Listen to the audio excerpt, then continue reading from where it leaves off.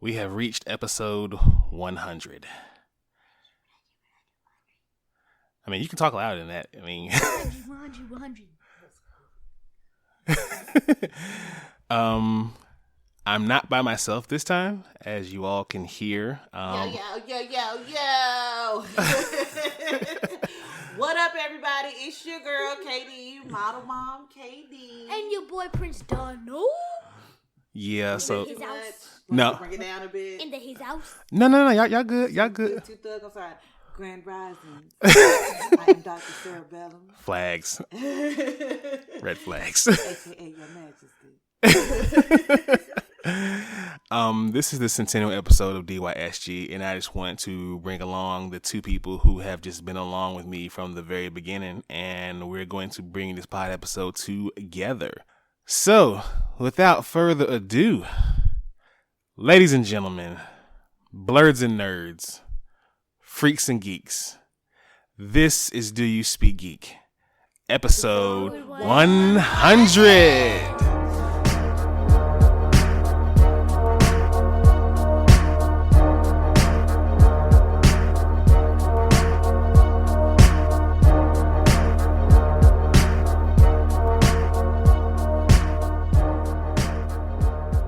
Welcome to the ride, everybody. This is DYSG. I am your host, Nix. And your boy Donald's up in his house. And Mrs. DYSG. Man, she had to put that MRSS in there. MRS in there. Yeah. Shout out to everybody who has been listening to the show. This is Do You Speak Geek again, the podcast where we bring you all the latest news and reviews inside of the geek realm. Shout out to Spreaker. That's the home team. If you're listening on Spreaker. If not on Spreaker, we have everything on lock, pretty much. We're around every podcast outlet. So wherever you get your podcasts, please be sure to look for Do You Speak Geek and hit that subscribe button. If you just joined for the first time, welcome to the ride. This is DYSG. Please be sure to hit subscribe on that. DoYouSpeakGeek.com. It's the central hub for everything DYSG. We got blogs, we got photos, we got videos, we got merch. And please be sure to check out our Blurred Day page as well, too. Blurred Day is approaching soon. That is December 7th. So please pick up your Blurred Day merch when you get the opportunity to. Follow us on social media, Facebook at DYSGFB, Twitter at DYSG_tweets, and Instagram and TikTok at Do You Speak Geek. YouTube is the place where you can find the Donald and Daddy show stuff. So please be sure to like, subscribe, And Hulk smash that bell for all notifications and leave comments. We want to know what you guys think. All right, people, let's get into this centennial episode of DYSG. Let's do what we do about this time. Let's speak geek. Yes, sir. Suit up. I wanna be the very best. Talk nerdy to me.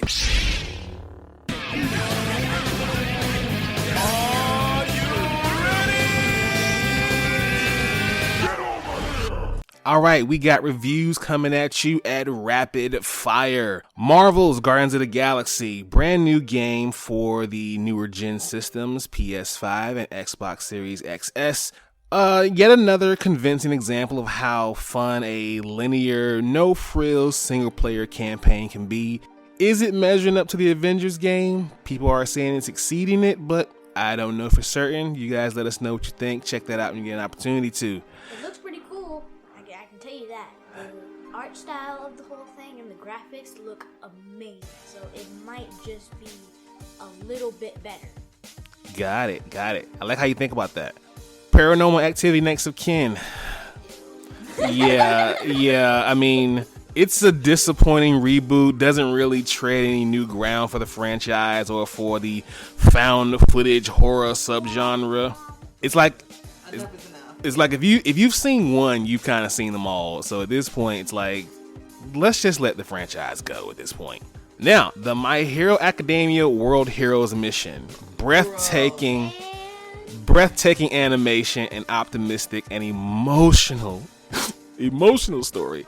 Not to mention a menacing villain in this. We just saw this past weekend, guys. What did you think? It did not disappoint. Like, I can say we are moviegoers, and this is one of the best movies, animated or otherwise, that we have seen like in a while. It was good storytelling.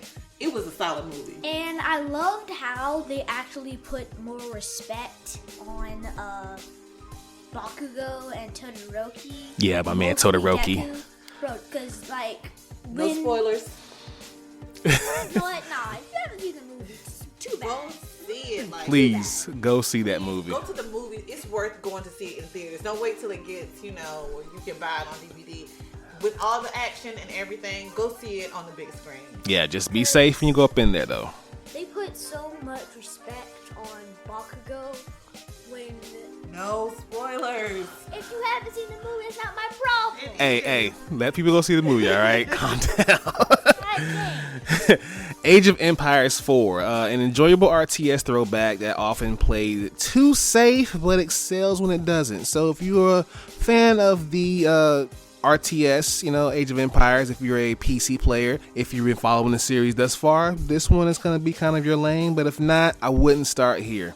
Now, the Google Pixel 6 Pro, from what I understand, this is the perfect phone. Everything you could want in a high-end smartphone, from a big 120Hz screen, stellar performance, long battery life, great cameras, and a reasonably priced under a G, $899. I can speak on, I have a 4? Yeah, you had a 4. I had a 4, and I had it for almost 2 years. Like, that phone made me switch from iPhone to Android. I'm back to iPhone, but anyway. But it is such a good phone, and if you deal with Google Docs at work, like I do, everything is so easy. Your Gmail, everything, the pictures are amazing. So it is if you're looking for a new phone, everything doesn't have to be iPhone, but don't tell Apple I said that. All right, 4400, a tiny budget, just clunky dialogue. There was no reason to reboot the 4400 from USA, and the CW decided to do it, and they should have just not gone with that. So if you were a fan of the original show, you're going to be disappointed by this one. If you've never watched either, save your time and watch something else. Mario Party Superstars, our last review, an amalgamation of sorts, best board games, mini games, mechanics, quality of life improvements for the entire series. It's pretty much the best Mario Party game so far in a very, very long time. So if you have a Switch, please be sure to check that one out, and it's definitely one you want to explore and play. Just have a big old party, Get your family together and do your thing. All right, let's hop into my favorite portion of the show. Y'all know the vibes. Source Wall. Man, you come right out of a comic book. Behold the source wall. Can you read, my son? Well, that depends. There is nothing wrong with reading a story and looking at the pictures. Enough said, Stan. Let's hop right into it. The pull list this week: Dark Knights of Steel #1. An entire medieval world will be forever changed when a spaceship crash lands from a doomed planet. Monarchs will die, kingdoms will rise, and what seemed the end of a world for many was only the beginning. An epic high fantasy story set in the DC universe where nothing is what it seems. My man Tom Taylor's writing this one. It's going to be an amazing book. Radiant Black #9. Time passes. Slowly, Lockport recovers, but faced with a city that no longer wants him around and still reeling from an unimaginable loss, Marshall has to ask, is it already time to leave town for good? The first arc of Radiant Black was enjoyable for me. I definitely bought the trade when it was out. Definitely keep up with this story if you guys are reading it right now.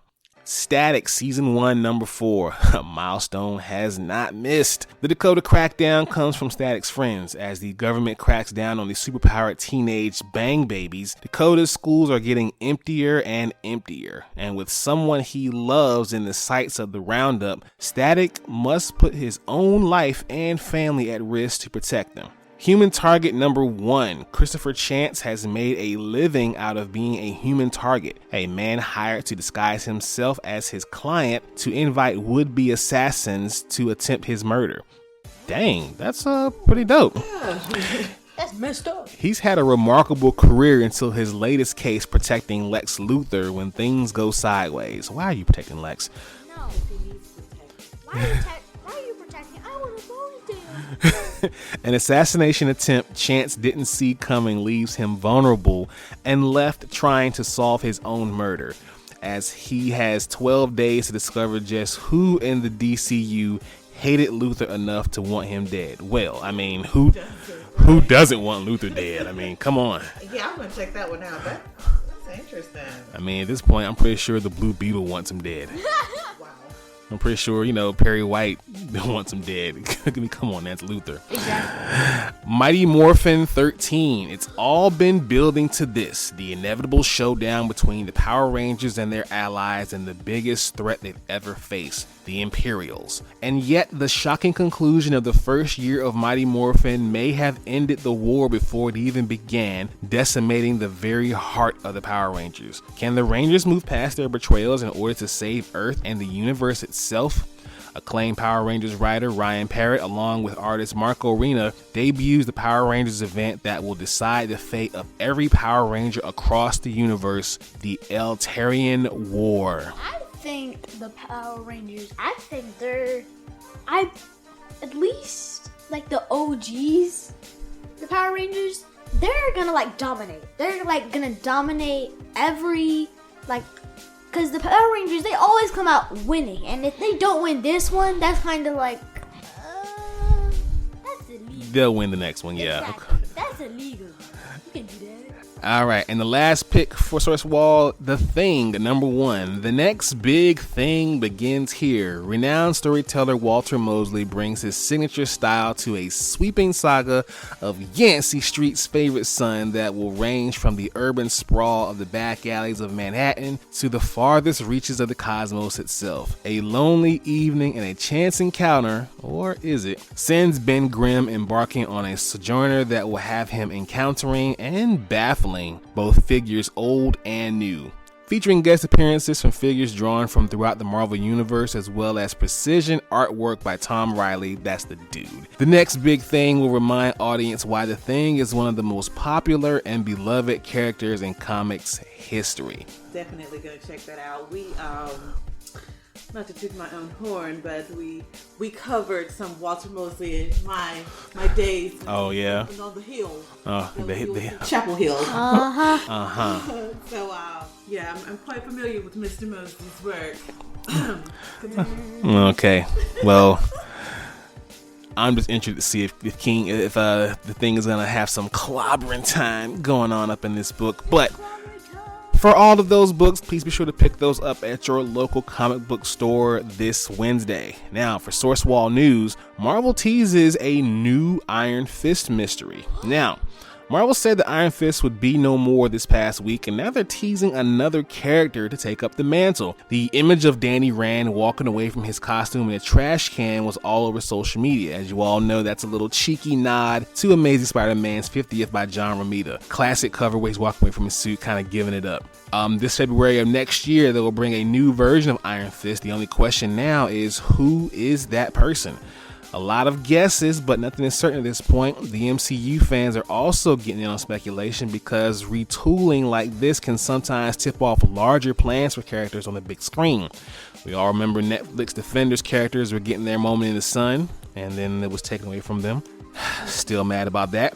But it would seem as though their adventures won't directly continue in the MCU, but there could be larger plans here. So, what do you guys think? Who's gonna be the new Iron Fist? Any guesses? Do you have any? Maybe Shang-Chi because of the popularity he's getting now.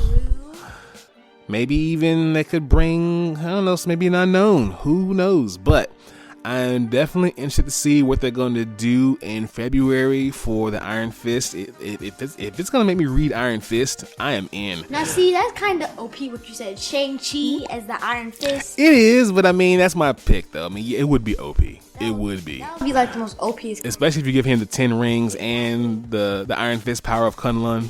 He's the Iron... Yeah. He would dominate. He could be like a god at that Yeah, it would take Thanos to take him down at that point. It would take Thanos. Snatch those Infinity Rings like that. And done. All right, y'all, let's watch this. Watch this, y'all. Thunder.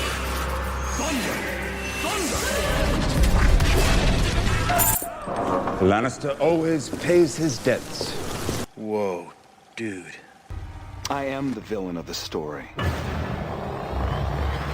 Okay, in TV and movie news, Batgirl Brendan Fraser to play villain in DC's HBO Max movie. Batgirl has officially found its latest cast member. On this past Monday, it was announced that actor Brendan Fraser, who we all have seen in the amazing Dune Patrol, has been cast in the upcoming film, which makes its debut on HBO Max streaming service. Reports indicate that Fraser is portraying DC villain Firefly, who has been rumored to be appearing in the movie in some capacity. Fraser will join Leslie Grace as Barbara Gordon, with J.K. Simmons expected to return as Commissioner Gordon, and Jacob Saposi from Bad Boys for Life currently cast in an unknown role. What do you guys think about that? Brendan Fraser, I mean, he's having a nice little comeback here in Hollywood. He is. I was a fan of Brendan from the 90s. Those movies that, his more, they were kind of more comedic roles. He was even Tarzan. Yeah. But I love his character on Doom Patrol. Who's he again? He's the he's the robot guy from Doom Patrol. We're good parents. We're good parents. We can watch him right at us. But yeah, the whole character arc of him. So yeah, he's making a comeback. I'm interested to see this. I want to see him.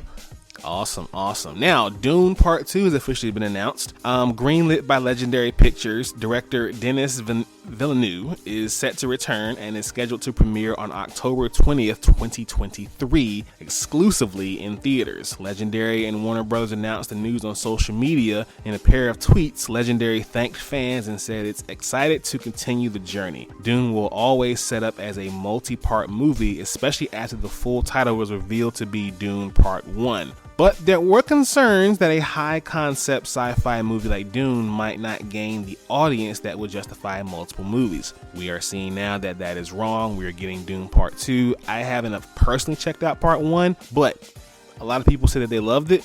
A lot of others say that they hated it, but we will definitely... Yeah. Dude, because when I first saw the trailer, I was like, okay, Zendaya's in this. It has to be good. Really? Because Zendaya's in it? She's been in multiple movies. She had a whole TV show. And to be honest, how do I put this? The setting that they're in, it gives me really Star Wars vibes. Yeah, I can see that. Yeah, it gives me really Star Wars vibes. And since Batista and Aquaman are in it, I'm like, okay, bro, okay. Batista and Aquaman. Never Yeah. mind their government name. Gotcha. Now, National Treasures Disney Plus reboot has found its treasure hunter. The upcoming National Treasure series in development for Disney Plus has cast Lisette Alexis in its lead role. Alexis recently acted in the horror film We Need to Do Something and the drama series Total Eclipse. Deadline reports Alexis will play Jess Morales, the main character, in search for answers about her family, as well as a lost Pan-American treasure. Production on the show will start early next year. You know I love the National Treasure movies. I will watch them every day if I could. I love them. One question is, my man's gonna make a... Nick Cage might pop back through there. I mean, Nick Cage doesn't really say no too often in Hollywood, as we've seen his past movies. So, I think Nick Cage should be in there. If he's not in there, that means they didn't ask him to be in there. Yeah, well, whether they ask him or not, he might show up. Yeah. I heard you guys are doing a movie. Yeah, that's a bad voice. Anyway. Finally, we have the first Lightyear trailer released by Disney and Pixar. Now, the story of the action figure known as Buzz Lightyear came to an end with the conclusion of Toy Story 4, but the story of Buzz Lightyear, the actual space ranger, has yet to be told. That will change next year with the release of Disney and Pixar's Lightyear. Last December, during the Investor Day presentation, Disney announced that Pixar will deliver a solo story about the real Buzz Lightyear, the man who inspired the toy, and that he be voiced by Captain America himself, everyone's favorite darling and sweetheart, Chris Evans. Oh my god, I want to see it. Fans have been anxious to see what the new movie will look like and how Evans will sound as Buzz. The movie isn't hitting theaters until next year, but Disney and Pixar revealed the first footage from Lightyear this week. Trailer looked pretty decent for me. Watch the trailer yet. Yeah, it's pretty good. There's a lot of nods to the Toy Story lore, and you see things why they put certain toys in there and how they develop into the story. They're gonna put Woody in like that other girl with the Jessie. They're definitely gonna somehow put them in like certain episodes. Well, this isn't a show, it's a movie. Oh, a movie. Yeah. And if they pepper in Woody, it may be like a nod to just the toy or something like that. But this movie is pretty much all about like the real character Buzz Lightyear. It's Disney Pixar. It's gonna be Easter eggs in there. Oh yeah, they're gonna put Easter eggs all over this thing. I just want to give you all a warning. Remember that with the first Toy Story, those people were actually Andy's age in the beginning. So like those people from the first Toy Story to now, they are like 20 and 21. So small kids make room. These people are going to be here. They want to see Buzz just as bad as you do. Yeah. Dude, I want to see that movie so bad. And that Chris Evans is voicing Buzz Lightyear is the most awesomest thing I've ever heard in a while. Like, Yeah. It's Captain America, but he's voicing as Buzz Lightyear. How do you do that? Well, we're going to see next year. Let's hop into Film Life. Peace, love, and video games! It's on like Donkey Kong.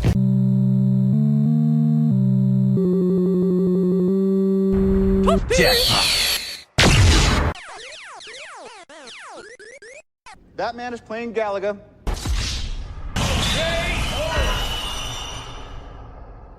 Alright gamers, Samsung is developing a new cloud platform. It's announced during its developing a new cloud platform for smart TVs. Wow, okay, for TVs.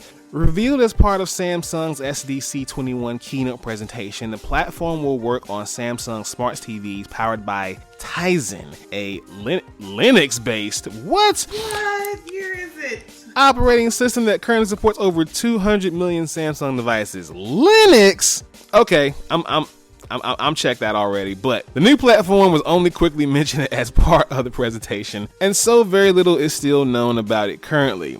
Quote, to diversify your game selection on Samsung Smart TVs, we are developing a new cloud gaming platform, said Youngjae Kim, Samsung's senior vice president of visual display software R&D. Quote, this means that soon you will be able to enjoy games without purchasing high-end hardware, and developers can easily apply Samsung Smart TV's seamless, immersive experience to new games. No examples of games developers were provided yet, but the mention of the platform being an alternative to high-end hardware games suggests that it is more in the realm of Stadia-style gaming rather than Android. But this thing is powered by Linux? I guess. What's Linux? See, exactly. I have my beefs with Linux, but I guess we'll hold off any reservations until I see what's going on. But if it means you don't have to buy any hardware and you can just play seamlessly with your remote control, bet I'm all for that. Now, Xbox is reportedly developing a Wu-Tang themed RPG. Now, for those of you who are not watching Wu-Tang American Saga on Hulu, you are losing in life. But Microsoft is reportedly developing a new video game based on the Wu-Tang Clan. That's right, the famous hip-hop group known as the RZA, the Jizza, the Ghostface Killer, You God, Raekwon the Chef, Ghostface Killer, and I'm sorry, let me break it down. And more East Coast icons will feature heavily in the new RPG according to Windows Central. They are reporting that, reinforced by Game Beat's Jeff Grubb, who said on his video show that he understood the information is to be correct. The game, codenamed Shaolin, is reportedly in development at Brass Lion Entertainment, a newer studio that focuses on fictional universes that center on black, brown, and other traditionally marginalized characters, cultures, and stories. The studio was founded by Manveer Hare, lead designer on Mass Effect 3, Brina Dabby Smith, Def Jam Vendetta and Sleeping Dogs, and Rashad Reddick, artist on the Elder Scrolls Skyrim and Fallout 3. The studio lists its collaborators such as Grammy Award winner Just Blaze, who produced for Drake, Jay-Z, and Beyonce, and writer Evan Narcisse, Rise of the Black Panther, in addition to a long history of video game journalism. This game is going to be crazy. My only problem is that it is for Xbox only. Listen, I'm about to update my Christmas list. I want an Xbox for this game, okay? I'm not waiting until PlayStation jump on the boat, if they ever do, or if they ever can. Give me an Xbox B.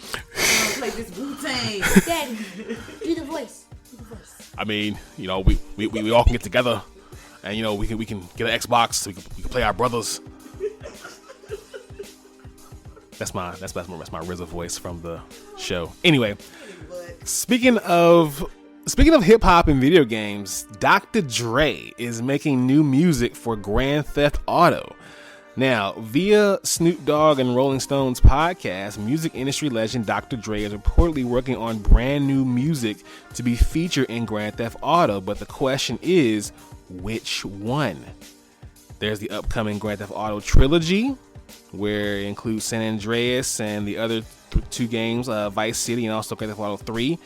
Dre had already contributed tracks to the game that might be making a few more, yet another version of GTA 5 is coming to next-gen consoles. Yeah, they're still putting GTA 5 out for some reason. And that might also get a few beats from the veteran hitmaker. There's also GTA Online, which Dr. Dre had already been a part of as well. The rapper and music mogul had a cameo in the KO Paracoat heist on DLC. And let's not forget a little game tentatively known as GTA 6. Rockstar hasn't officially announced a brand new game for Grand Theft Auto yet, but it is safe to say they are working on it. So, Mr. Andre Young, what are you working on, my guy? Are we doing GTA 6? Are you working on something for this GTA Online? What are we doing here, sir? But whatever it is, if Dr. Dre's beats are involved, I cannot wait. Let's speak technical for a moment. Technically speaking,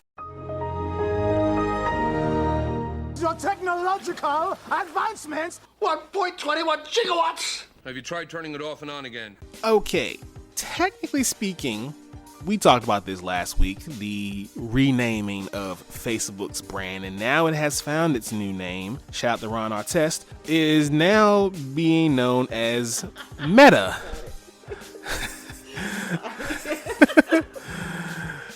Facebook, the beleaguered social media company, has announced that it is renaming itself under a new parent company called Meta.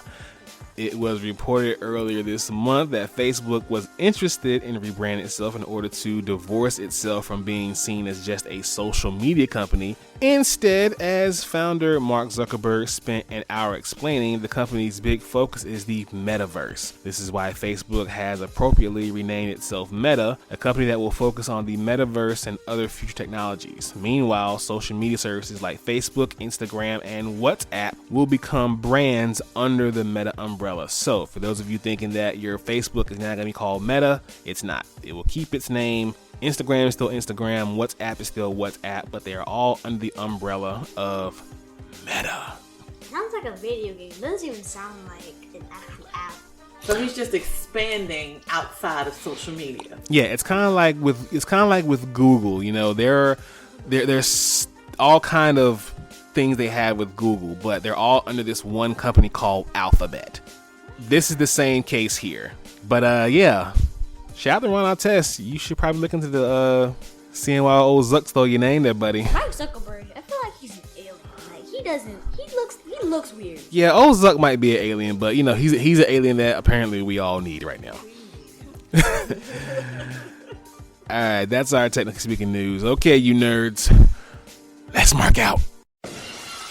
So what you gonna do?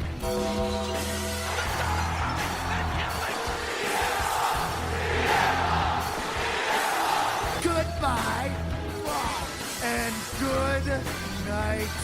Bang! All right, you wrestling nerds. That was out of nowhere. Oh, I see what you did there. Oh, you guys are wrestling smarks. Ring of Honor Wrestling reportedly will release all talent from contracts at the end of 2021, announcing Wednesday its plan to pivot with a new mission and strategy that will require a brief hiatus for at least the first quarter of 2022. The company said the break will begin following the final battle event on December 11th. More than that, Fightful's Sean Ross Sapp and the Wrestling Observer newsletter's David Meltzer, to the OGs in this game. Reportedly, Ring of Honor is releasing all of its wrestlers from their contracts, even though the promotion is looking to relaunch in the spring. Wednesday's announcement is bound to raise questions about Ring of Honor's overall viability moving forward. So, with all this speculation here and these names getting dropped, there's quite a few people. I mean, there's always the old thing here and lately here for the past 2 years of people are getting released and things are going wrong in the company. Everyone's assuming, oh, they're going to AEW. But I'm not gonna lie, there are a few names who I would love to see pop up in AEW. Cedric Alexander. So Alexander's is already he's in WWE. We're talking about Ring of Honor. He's about to start naming a wish list. But in the Ring of Honor, Danhausen immediately jumps out to me. I think he's definitely going to be one that's going to pop up in AEW pretty soon. EC3. I mean, with this new attitude, with him making his own narrative, I can see him popping up in AEW. Briscoe. Yep, that's already being teased with FTR already with the feud. Jay Lethal, I could see him popping up in there. And Trisha Dora, she's an amazing... I mean, with that Pan-African Diaspora Championship she has, yo. AEW could always use more women that can thump. Yeah, absolutely. Women's division could use a boost. So, yeah, let's see what Ring of Honor is going to do next year. Hopefully, they will hire new talent. Maybe some people who are out of contract and they're promising to come back. Or... who knows? They're just going to sit down for a year and probably go elsewhere. But this is very interesting to see what's going to happen come next year for Ring of Honor. All right, ladies and gentlemen, that is the pod. We're going to get out of here. Thank you all for listening. Please be sure to like this podcast, subscribe to this podcast. Let us know what you think about this podcast. Visit the website, doyouspeakgeek.com. Pick up some merch. Blur Day merch too. Follow us on social media, Facebook, Twitter, Instagram, and TikTok. Check out the YouTube channel. Like, subscribe to the videos there. As always, people, live to play to win to live. I speak geek. Do you speak geek?